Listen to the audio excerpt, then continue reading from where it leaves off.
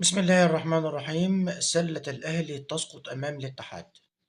ينتزع الاتحاد لقب كأس مصر من النادي الأهلي بالفوز عليه 68-65 في المباراة التي أقيمت على ملعب صالة الشباب والرياضة في 6 أكتوبر. وكان الاتحاد هو الأفضل والأحسن طوال فترات المباراة. فاز الاتحاد في الشوط الأول 19-14، وفي الشوط الثاني 37-28، وفي الشوط الثالث 54-45 ليكمل المباراة.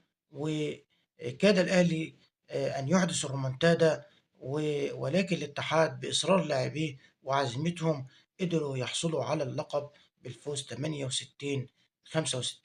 وكان واضح إن الأهلي من مباراة الجزيرة إن هو مفرط في اللقب، وإنه بعيد عن مستواه واللعيبة مش مركزين.